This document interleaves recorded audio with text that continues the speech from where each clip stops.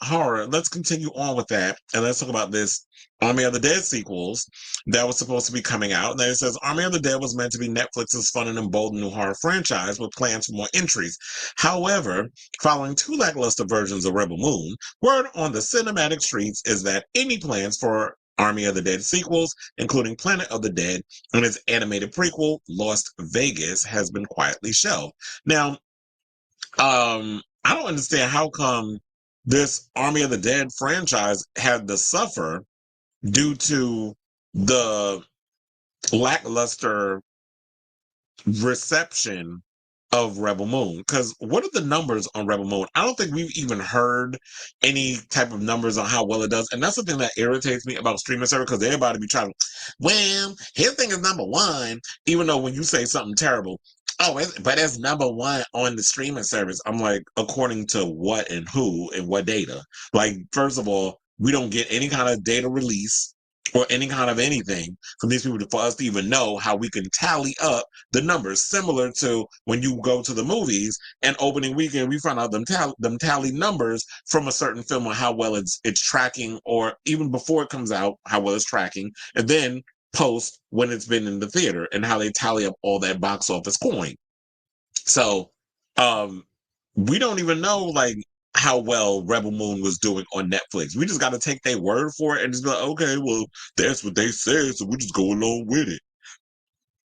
So a new report from The Wrap seems to indicate that Netflix has pulled the plug on Army of the Dead universe, with the sequel movie and the animated series being scrapped. Now, the planned animated series was titled Army of the Dead Las Vegas, and last that was heard, Snyder's live-action sequel, Army of the Dead, was going to be titled Planet of the Dead.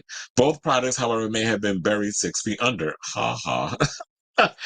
The Wrap reports Army of the Dead had a similar ambitious plan to Snyder's Rebel Moon, with several sequels and spin-offs in the works, along with the animated series. The animated series was quietly canceled, along with plans for subsequent films. Now, but all hope is not lost for the Army of the Dead fans. The property is getting its own haunted attraction at Six Flags Fright Fest this Halloween, proving the dead are truly never dead. Now, when we already know Zack Snyder has moved on to Rebel Moon, as in they have an R-rated director's cut of both movies, which means that I believe that it's almost 4 hours or something or another. And here's the thing. I did not care about the Rebel Moon stuff. I thought Rebel Moon was terrible. The first part and the second part was even worse. A lot of it made no sense. I hated the fucking slow-mo. Even the lasers shooting across the screen and it was in slow. I'm like, why is everything being slowed down? It's so annoying. It's so dated. It's like we did that with The Matrix like 25 years ago, and we're still doing slow-mo in action movies. Like, can we stop? And then it was just uninspired. It was giving Magnificent Seven versus meet Star Wars. Like we've seen it, and it didn't really elevate those ideas and the inspirations that you took from other films and put it in your own. So, and then the dialogue, some of the story arcs, the choices that were made, it was just bad. And I like Sophia Botella, but she's not main actress material. She's not at a level of where she could be that action star girl. She ain't, she's no Charlize Theron. Charlize definitely not Oscar-winning actress, but also she can kick butt on camera. I would have been like, you should have hired Michelle Rodriguez. That would have at least made it a better sense of selling that damn movie. And maybe, but I mean, it still probably would have been terrible. But at the same time, I think like Michelle Rodriguez would have probably been a better choice to be in Rebel Moon.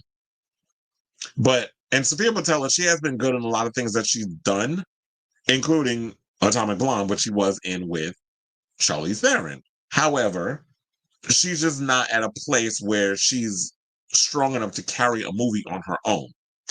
And it was just not a good movie. Now, as far as Army of the Dead, I will say this. It was not a perfect movie, but I enjoyed watching it. I like some of the characters that was in the film. Dave Bautista definitely did his damn thing. The action sequences I was living for. I love the whole idea of them going into, an abandoned Las Vegas to steal money and the whole, behind the scenes shenanigans that happened with that, the twist and all. Like, I loved that concept. And I really would have wished that they could have explored not exploited.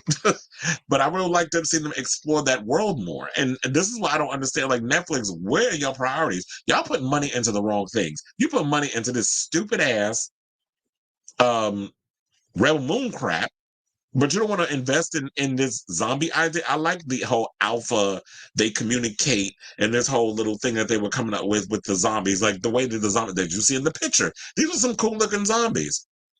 Now, I think the problem with Zack Snyder is a good visual person. Like, I'm not going to sit up here and act like he's like the Uber Bowl of filmmakers. He's not that bad. The problem is that he needs writers who can construct a story. He's not a good writer, but he is a good visual storyteller. Because I loved his Watchmen, even though that Watchmen literally was word for word, verbatim of what you see in the graphic novel, which I've read like 4 times already. Throughout me having ever since like the whole Watchmen came, like I knew it was coming out. It was like I read that graphic novel cover to cover. So I've been a fan of that film and a bunch of his other films. I loved, speaking of dead films, he did Dawn of the Dead, the remake, but he didn't write it. That was James Gunn who wrote the script.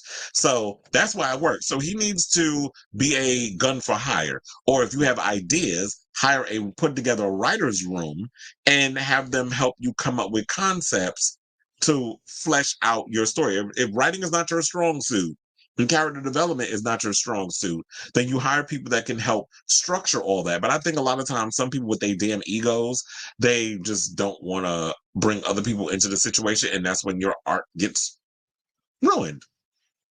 So I'm not going to sit there and completely say that Zack Snyder is a horrible filmmaker. He's not. And I enjoyed Man of Steel. I like Man of Steel. Batman versus Superman, I liked it. The longer version is way better because it's like more nuanced, whatever. But there were parts of Batman vs Superman that I don't particularly care for, but overall I do enjoy that film, and I enjoy his Man of Steel, even though it was a little dark. But at the same time, I enjoyed his Man of Steel. So there's been movies that he's made that I'm like, it's good, but if you're trying to come out with your own create your own universe and stuff, you definitely need help with that. So I will say this, or I'll ask you all, what do y'all think of this story? Are y'all upset that we're not going to get any more of these Army of the Dead universe type films? I mean, I was looking forward to seeing where they were going to take this franchise, and it's unfortunate that Netflix is not going to move forward with it. Maybe they can possibly sell or revive the idea and sell it to another streaming service or another studio. Then maybe they can bring it out if Netflix don't want to deal with it. So let me know what you guys think of this story.